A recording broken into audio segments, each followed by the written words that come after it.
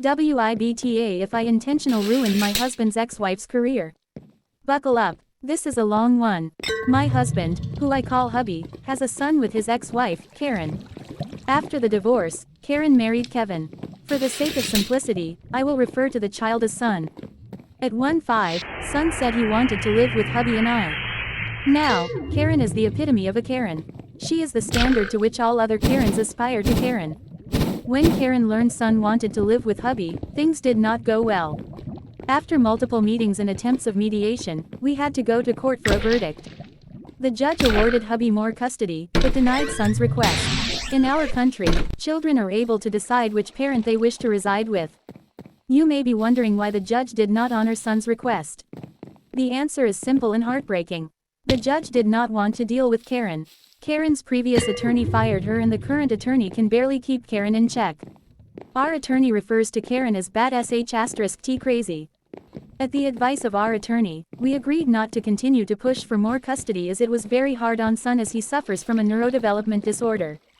Son was not happy his request was denied by the judge, but was happy Karen lost some control over his life and that hubby had a more equal footing. Things went well for a little bit. Over the next 2 years, son became increasingly upset with mother. He would get annoyed when she called or texted and became more angry at our home. Son's older brother asked how we were dealing with his disrespectful behavior and angry outbursts.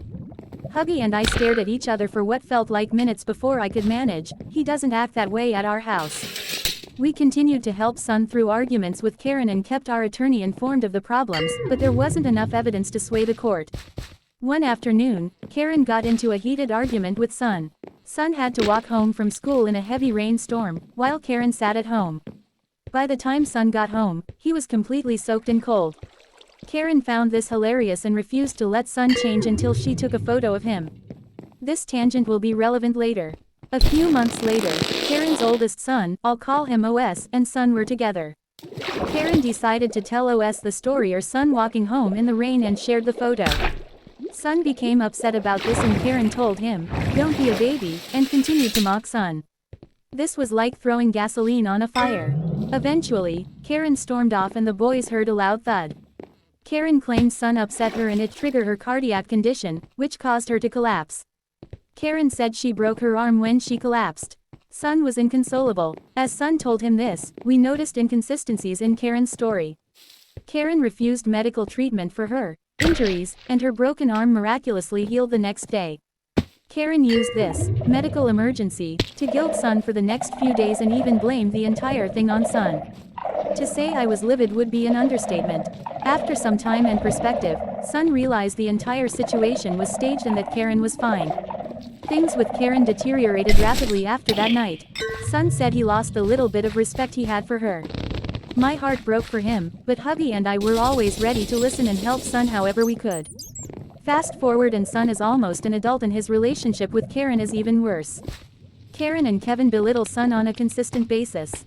They refused to prepare food for son when he was sick, push the responsibility of the dog and puppy on son, and insist that he does chores at inappropriate times. Son struggles with sleep as Karen frequently makes him stay up late to watch TV or so he can participate in family time. Things got even worse when Karen started playing son's favorite video game. The video game is not for rookies and takes some skill. Hubby and son both play the game and enjoy bonding over it. They discuss characters, gameplay, and strategies to beat specific levels. This is where son's neurodevelopment disorder benefits him greatly. Son knows intricate details of the game and plays it well. Because of this, Karen uses son as a game guide. At first, son didn't mind and was happy to help Karen learn how to play the game.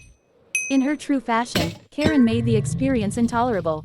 She would badger son into helping her, to the detriment of his schoolwork or sleep and generally treat him badly. This week, things got heated between Karen and son. Karen complained to Kevin and he yelled at son, calling him selfish and an A*hole.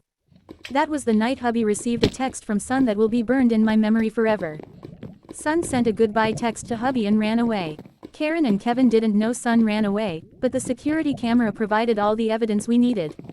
Karen's casually told hubby, "Well, what I'm about to tell you won't make you feel any better. Son isn't here and he left his phone behind." Karen refused to call emergency services because she didn't want son labeled as a delinquent. I called emergency service, OS, and anyone who lived close to Sun. When we got to Sun's house, I noticed his coat was still there and I began to panic as the temperature was just above freezing. I knew Sun wouldn't be able to be outside for much longer. We began to search the house with the police, in case Sun came back to warm up. Fortunately, Sun was spotted not far from his home by Kevin. When Sun saw Kevin, he sprinted the opposite direction to avoid him. Sun was found by the police and relieved him of the knife he was carrying. This is when we learned Sun was planning to end his life. Fortunately, the cold temperatures prevented him from succeeding. Sun was driven back to his home and immediately asked for hubby. Sun refused Karen and Kevin. The police upheld his request. After lots of hugs, Sun agreed to go to the hospital, but still refused to see Karen or Kevin. Hubby, OS, and I were allowed to be with Sun. Karen wouldn't accept this and threatened to sue the hospital if they denied her request. Of course, the hospital complied. On this night, Karen's biggest concern was that hubby did not use this emergency as a reason to have Sun removed from her care. Since that night, Sun was transferred to a different hospital. He barely speaks to Karen and when he does, it's robotic or filled with anger. He refused to hug her or say, "I love you." Sun asked us to tell Karen that he doesn't want to see Kevin, hear anything about him, or even hear his name. I relayed that information to her today and she brought up Kevin in front of Sun moment later. After our visit, she sent an angry text to hubby telling him he has not right to tell her not to mention Kevin and not to act like Sun's therapist.